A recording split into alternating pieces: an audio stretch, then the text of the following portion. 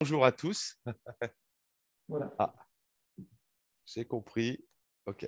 Donc, bonjour à tous. Donc, nous allons passer en revue quelques points principaux d'une évolution de la réglementation en santé, sécurité et conditions de travail. Voilà, donc on va aborder trois thématiques. Alors, je ne peux pas... c'est pas en pause. Voilà. Donc, le document unique, le comité social et économique, le passeport prévention et on va parler un petit peu du harcèlement sexuel.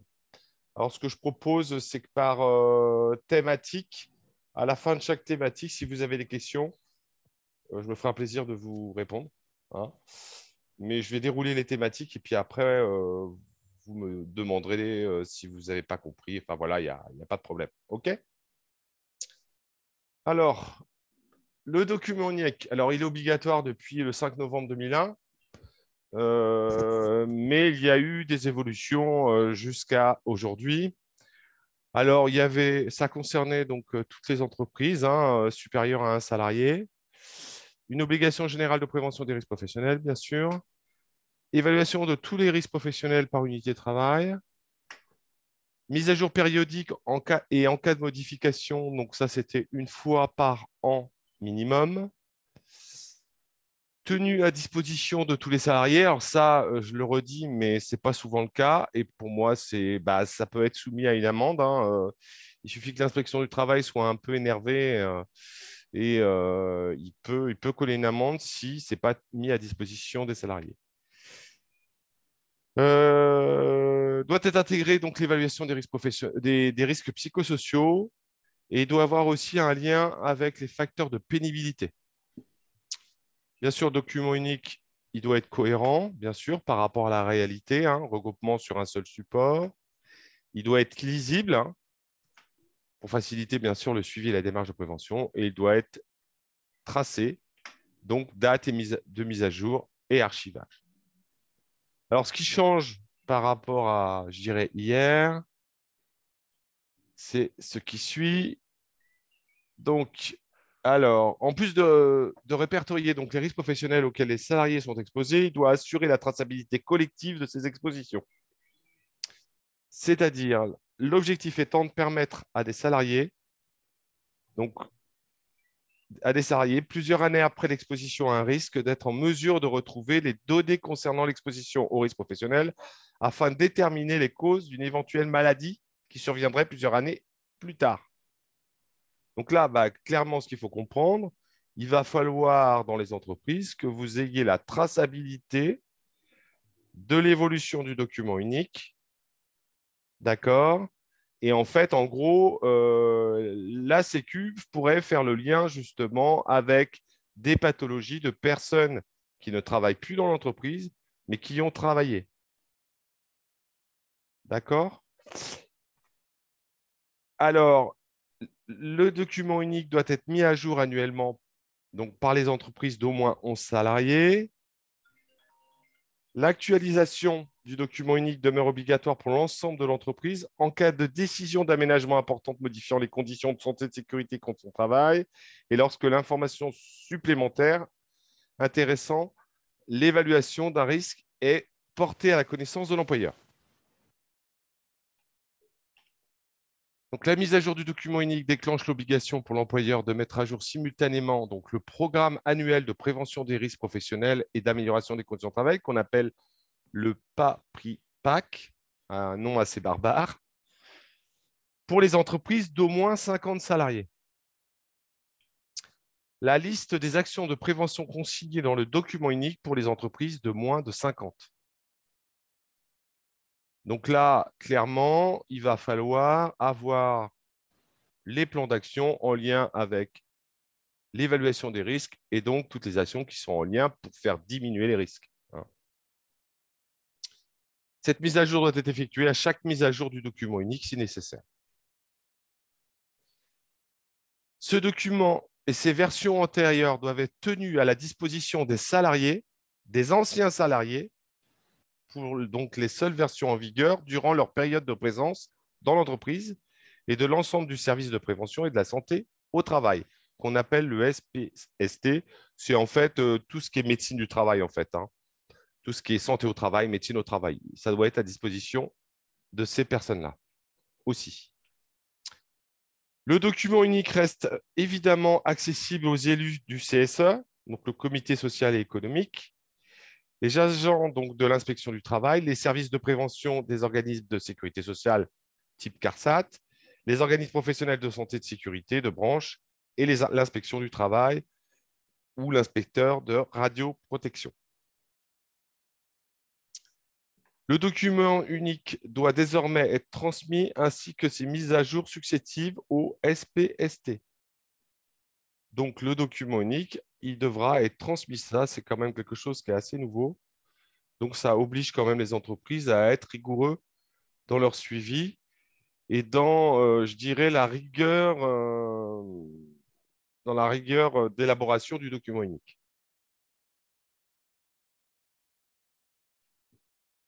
Alors, le dépôt, il est dématérialisé et vous devez en fait, à partir de cette année, hein, vous devez conserver les anciennes versions pendant 40 ans en version numérique. Donc ça aussi, c'est quelque chose de tout à fait nouveau. Donc, on parle, donc, devra faire l'objet d'un dépôt dématérialisé sur un portail numérique selon un calendrier. Donc, il y aura un dépôt à faire de la version de l'année en cours sur un portail dématérialisé, hein. Alors, à compter du 1er juillet 2023 pour les entreprises supérieures à 150 salariés et à partir du 1er juillet 2024 au plus tard pour les entreprises inférieures à 150 salariés. Donc, bon, voilà, ça fait, c'est clair, hein, ça fait des tâches en plus. Mais il y a vraiment une volonté de suivre ça, je dirais, aux petits oignons pour, je dirais, les services d'État, hein. Conservation donc des versions successives du document unique pendant une durée d'au moins 40 ans à compter de leur élaboration. L'obligation de conserver les versions successives du document unique s'applique depuis le 31 mars 2022 pour les versions en vigueur à compter de cette date. Alors, tu peux remettre le son, s'il te plaît, Jean-Pierre? Le son de... Le son des personnes. Ah oui. Enfin, à moins que ce soit eux qui ont coupé le son. Non, c'est moi qui ai coupé le son pour éviter qu'il y ait des sons parasites, hein. Ah, d'accord, ok. Donc, elles m'entendent. Du coup, elles m'entendent. Donc, Ah du oui, coup, tout le monde t'entend. je vais prendre les questions par rapport au document unique, par rapport aussi à ce qu'on a vu. S'il y a des questions, je me ferai un plaisir d'y répondre. Donc là, tout le monde a le son. Donc, si vous voulez prendre la parole, vous pouvez. Normalement, il y a une petite main. Alors, où est-ce qu'elle est, la petite main? Ah, la petite main, oui. Elle est où, la petite main? Il y a une petite main. Je sais Ah, plus. elle est... C'est sur les trois petits points, mais bon, sinon, on n'est pas beaucoup. Vous pouvez ouvrir votre son et puis prendre la parole. Là, tous les micros sont coupés. Oui, mais bon, chacun peut les réactiver normalement. Ah, ok. Personne ne veut prendre la parole? Ah, Cécile. Je voulais savoir, le DUERP donc, doit être transmis au au service de prévention tous les ans ou à la demande du service de prévention de santé au travail? Alors, je reviens en arrière sur ce qui concernait ça. C'était à la fin, je crois. Tic, tic, tic. Oui, c'est tous les ans, il me semble, hein. Oui, oui. Tous les ans? Oui, c'est tous les ans. C'est la version tous les ans et a priori pendant 40 ans. C'était noté, l'objet de dépôt dématérialisé à compter donc du 1er juillet 2023. Conservation des versions susceptibles du document unique pendant une durée d'au moins 40 ans. Donc, vous devez conserver les anciennes versions et vous devez transmettre les versions sous forme dématérialisée sur un portail numérique qui sera, le portail sera, enfin, ça va être mis en place, hein, puisque c'est 1er juillet 2023, donc ce n'est pas tout de suite. Et le portail est dématérialisé. Lui, il va archiver les anciennes versions à chaque fois. Ça va être un portail dématérialisé qui va, où on, là-dessus, je ne sais pas, mais c'est possible. Ben, ça me paraît très normal parce que si Ça me paraît très normal. c'est tout l'intérêt, c'est effectivement d'avoir un archivage. Exactement. Donc après, voilà, donc c'est quelque chose qui va se mettre en place. Mais sachez qu'à partir du 31 mars de cette année, il faut avoir une certaine rigueur par rapport au document unique, par rapport à toutes ces évolutions. Il n'y a pas que ça comme évolution, vous allez voir. Émilie aussi veut intervenir. Oui, Mélie. Oui, merci. C'était simplement en corollaire de Cécile. Est-ce que le dépôt sur cette plateforme dématérialisée vaudra transmission au service de santé au travail ou est-ce Bien qu'il sûr. faudra faire les deux en parallèle? Non, non, ça va être un portail unique qui sera accessible aux parties intéressées. Hein. Un peu comme les accords qui sont déposés aujourd'hui sur la plateforme quand on va signer un accord. Exactement. OK. Alors peut-être que ça sera aussi comme, je ne sais pas si vous pratiquez, mais la pénibilité aussi, hein, avec le compte C2P. Ouais, je ne suis pas concernée là, mais... Non, mais voilà, donc mais je vois l'idée, ouais. Ça sera dans les déclarations annuelles, à mon avis, où il faudra faire une déclaration.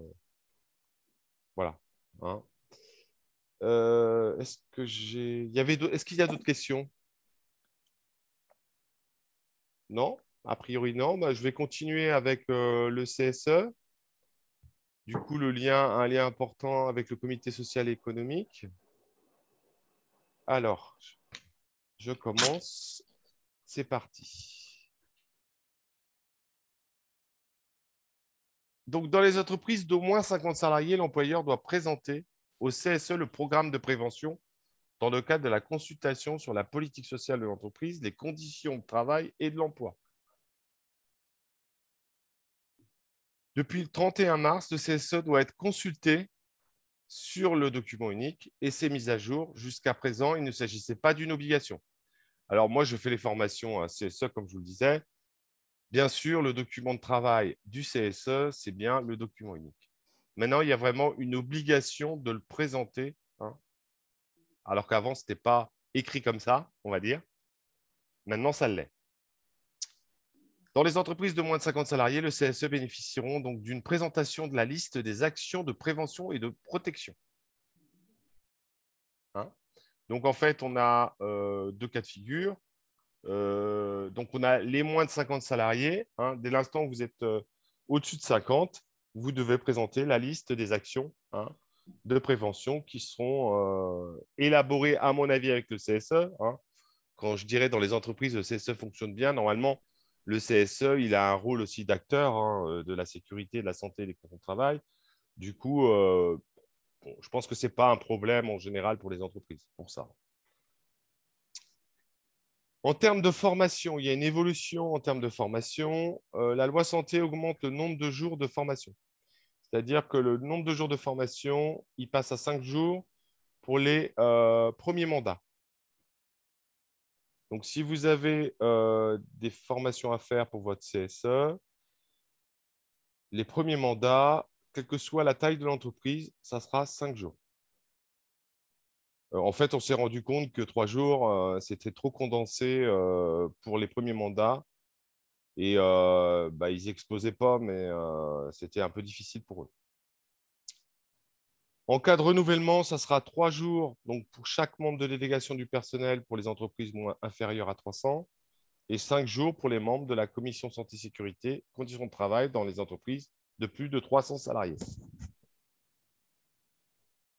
Alors, il faut savoir que tous les élus ont droit à cette formation, qui n'est pas uniquement réservée aux membres de la commission. Moi, ce que je conseille en général, parce que je fais beaucoup de formations CSE, je conseille de mettre, bien sûr, tous les membres du CSE, mais pourquoi pas le président et pourquoi pas des gens du RH. Hein. Parce que l'idée, c'est quand même d'avoir une dynamique de groupe pour travailler sur ces enjeux. Hein. Le financement, alors ça, c'est assez nouveau. Financement de la formation SSCT par les OPCO. Donc, la loi prévoit une possibilité de financement de la formation SSCT par les OPCO, de la formation donc SST pour les élus du CSE et le référent du harcèlement sexuel dans les entreprises de moins de 50 salariés. Donc, les entreprises qui ont moins de 50 salariés peuvent bénéficier d'un financement en partie OPCO. Bien sûr, vous savez que maintenant, pour que les centres de formation, enfin, pour que vous puissiez bénéficier d'un financement OPCO, il faut travailler avec des centres de formation qui sont Calliope.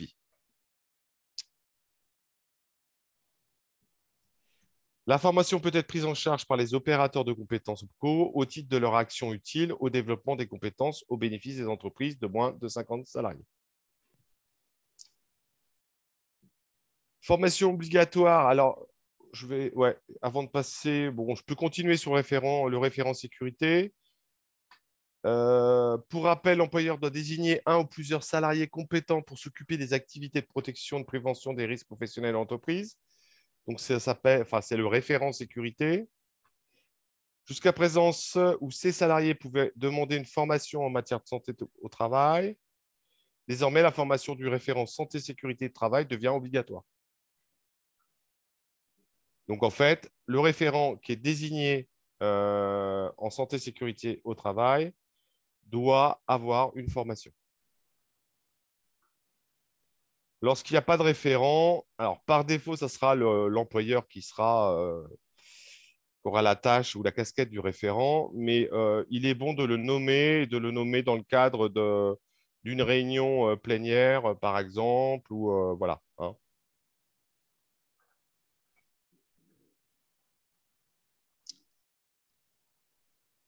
Alors, avant de passer au passeport prévention, pareil, si vous avez des questions par rapport au CSE.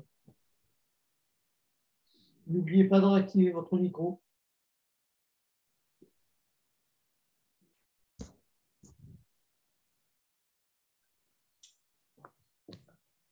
J'ai juste un doute sur, Oui.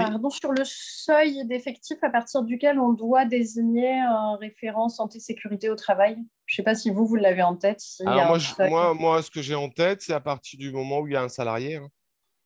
C'est ça, maintenant c'est obligatoire dans toutes les entreprises, Bien quel que sûr. soit l'effectif. Bien sûr.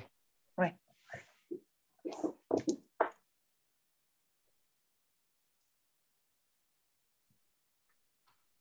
Est-ce qu'il y a d'autres questions?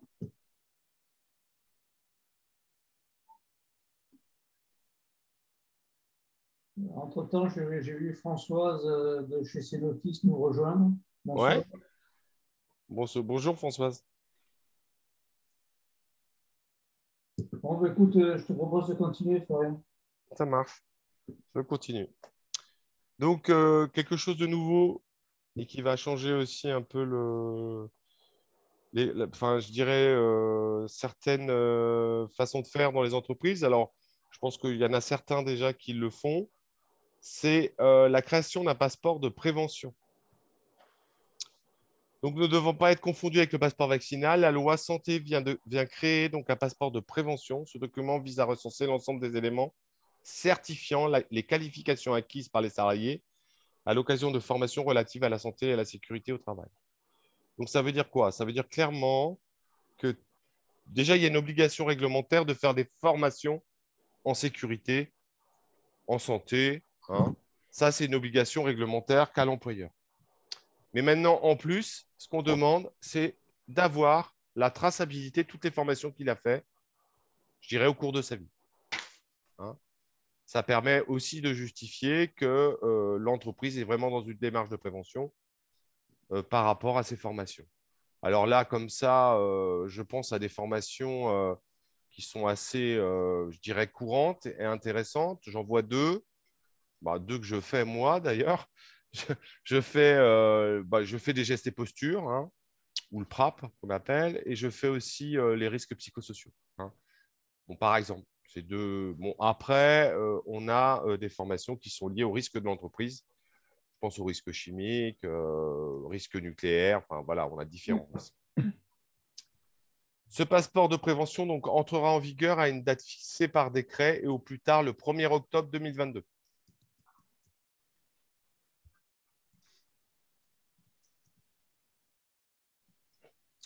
Voilà pour le passeport de prévention. Est-ce qu'il y a des questions?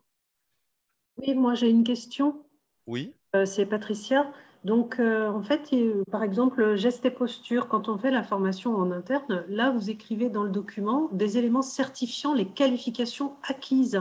Oui. Ça signifie qu'il y a un QCM à l'issue, il y a Ah, ben, une validation. il faut savoir que toutes les formations maintenant, elles ont été réglementées. Il faut travailler Oui, avec des organismes de formation qui sont certifiés Calliope. Dans la voilà. certification Calliope, c'est simple, il y a un programme avec des compétences à acquérir, hein, c'est-à-dire des objectifs pédagogiques. Mhm. Et c'est ça, finalement, hein, c'est des objectifs pédagogiques.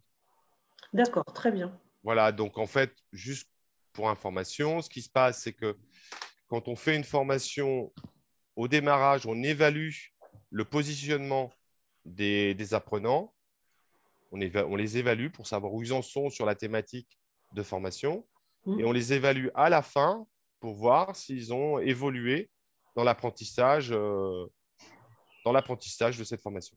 Oui, je vois. C'est comme le DPC pour les médecins, le développement professionnel continu. C'est exactement le même principe. Ok, bon bah voilà, donc du coup c'est ça. Donc avoir la traçabilité sur les formations qui ont été faites. Mais bon, c'est pour aussi, hein, je ne vous cache pas que ça, c'est pour aussi forcer certaines entreprises à faire des formations, hein. Oui, bien sûr. Parce qu'il y a beaucoup d'entreprises qui ont du mal, enfin, qui ne font pas forcément des formations, je dirais régulièrement. Ça passe parfois à plusieurs plans après d'autres. Voilà, bon, après, je peux comprendre aussi les priorités des entreprises, hein, certaines fois. Très bien, je vous remercie. Est-ce qu'il y avait d'autres questions? Non. Ok.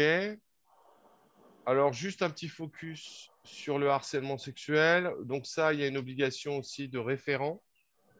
Il faut qu'au sein… Alors, en général, ça se fait au sein du CSE, mais ça peut être quelqu'un aussi en dehors, hein, c'est pas précisé. Donc, il doit y avoir un référent harcèlement sexuel. Donc, la loi santé aligne la définition du harcèlement sexuel du Code du travail sur celle du Code pénal. Désormais constitue ainsi le harcèlement sexuel, bon, des propos, comportements à connotation sexuelle ou sexiste, répétés qui soient portent atteinte à la dignité en raison de leur caractère dégradant ou humiliant, soit créent à son encontre une situation intimidante, hostile ou offensante. Bon, globalement là-dessus, le harcèlement sexuel, c'est quelque chose qui est abordé dans le cadre de la formation du CSE, hein, la formation obligatoire. Il y a des formations autrement indépendantes qui existent aussi. Voilà. Ben, je crois que j'ai fait le tour, hein. J'étais un peu… Ben, voilà, oui, ça a été assez rapide, assez résumé, on va Tu dire. as respecté, normalement, c'est le principe de nos webinaires, c'est 20-30 minutes de présentation et après, c'est ouvert aux questions-réponses. Donc, tu es dans le timing, toi. Ben voilà, je suis dans le timing, super. Donc, là, maintenant, c'est voilà, questions-réponses. questions-réponses sur plein de choses, hein. Vous pouvez, n'hésitez pas, si je peux répondre, je vais m'en faire un plaisir. N'oubliez pas de brancher vos micros, hein, si vous voulez parler.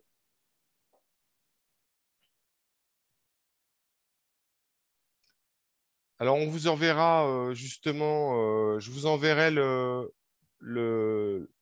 PDF du support que je vous ai présenté, hein. Voilà. Qu'est-ce que je peux vous dire d'autre? Donc, bien sûr, bon, moi, j'accompagne, hein, forcément j'accompagne les entreprises, hein, sur ces problématiques-là. Donc, j'accompagne les entreprises sous forme de formation, hein, et non pas de conseil. Donc, par exemple, sur le document unique, moi, j'ai un programme dédié, hein. Donc, ça peut être parfois sympa pour les entreprises, notamment pour le financement. Voilà. Qu'est-ce que je peux vous dire d'autre? Bah, écoutez, moi, je suis disponible, hein, donc du coup, il ne faut pas hésiter. Vous n'avez pas de questions? Si, moi, Françoise, de ces notices, est-ce que tous les documents peuvent être mis de manière dématérialisée dans les coffres-forts des salariés? Alors ça, je ne comprends pas la question. Les coffres-forts des salariés? En fait, chez nous, nos salariés ont des coffres-forts individuels dans lesquels ils reçoivent leur bulletin de salaire, enfin tout un tas de Ah, documents. des coffres-forts numériques, c'est ça? Oui, pardon. Oui, c'est clair dans ma tête, pardon. C'est la fin Oui. de la journée. Ouais, non, mais je comprends. Il n'y a pas de Et souci. donc, est-ce qu'on peut imaginer que le document unique, la dernière version, soit mise dans le coffre-fort numérique? Bah, à partir du moment où ça doit être à disposition du personnel, pourquoi pas? Ok. Pourquoi pas? Ils ne pourront pas dire. Alors moi, ce que je fais en général, honnêtement, hein, ce que je fais moi quand j'interviens dans les entreprises pour diagnostiquer les risques, pour mettre en œuvre le document unique, ce que je fais, c'est que je mets en place une feuille d'émargement comme quoi ils ont pris connaissance du document unique. D'accord. Voilà. Donc, c'est juste ça, qu'ils ont pris connaissance du document unique. Après, on sait très bien que dans l'entreprise, il y aura plein de documents, on va dire, de documents de maîtrise qui permettra justement, qui sera en lien avec le document unique. Mais ça permet quand même je dirais, pour le patron de s'assurer que les gens ont bien pris connaissance des risques. Mm. Donc, c'est une petite, voilà, c'est une petite subtilité qui peut être intéressante. Ok, merci. Est-ce Donc, qu'il y a d'autres? il y avait d'autres questions, il me semble. Oui? Ah, il me semblait qu'il y avait au moins 2 personnes qui voulaient prendre la parole, là. Quelqu'un veut prendre la parole? Corona? Ben, moi, en fait, désolé pour le nom, c'est parce que mon application c'est Cédric Avan, en fait.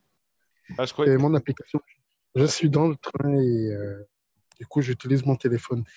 Moi, je voulais savoir à propos du document unique. Des fois, bon, Excusez-moi, excusez-moi, vous êtes qui? Cédric Avan. Et vous faites partie de quelle entreprise?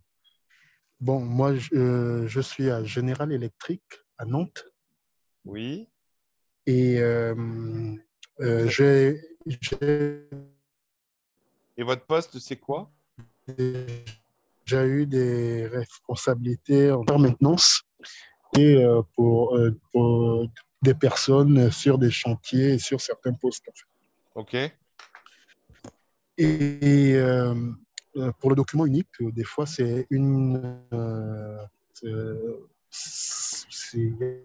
y a pas mal d'informations, de pages, et j'aimerais savoir si ce que nous faisons dans certaines entreprises, c'est que on demande on indique aux salariés la partie concernant son est-ce que c'est suffisant ou faut qu'il ait la connaissance de tous les risques qui soient dans l'entreprise, quels que soient les postes Moi, de l'entreprise? je vais vous répondre un peu, c'est pas une réponse de Normand, mais il faut qu'il ait connaissance de tous les risques où il est susceptible d'être exposé. Donc, il n'y a pas que son métier en lui-même, finalement, hein. En fait, les risques, ils sont identifiés par unité de travail, hein. Et vous connaissez, enfin, l'entreprise est de plus en plus flexible. Et finalement, les risques, il y a beaucoup de risques qui sont communs et il y a des risques qui sont associés à l'environnement de travail, globalement. Mais si vous arrivez à faire la synthèse de tout ça sur un document, pourquoi pas? Ouais, parce que Florian, on peut imaginer qu'un personnel administratif se déplace dans un atelier ou un chantier. Exactement. Dès l'instant où vous vous déplacez dans l'atelier, vous avez des risques. Le bruit, par exemple, hein, pour ne pas le citer, des risques éventuellement pour les pieds, des risques de chute de plein pied. Enfin voilà, dès l'instant où on est confronté à une unité de travail, même si on ne travaille pas dans l'unité, mais on y passe ou on y va de temps en temps, on est exposé quelque part à des risques similaires des gens qui sont éventuellement dans l'atelier, hein. Donc, il faut faire attention à ça parce que, alors je souhaite pas généraliser en fait, parce qu'en faisant ça, vous allez oublier des choses. Moi, ce que je conseille plutôt, c'est de faire une information générale avec éventuellement un émargement des employés sur la prise, enfin, qu'ils ont bien pris connaissance du document unique. On ne leur demande pas de le savoir par cœur, Mais après, normalement, en théorie, dans l'entreprise, il doit y avoir plein de documents, je dirais, de standards de travail, des documents qui sont en lien avec le document unique, donc qui sont en lien avec les risques de l'entreprise.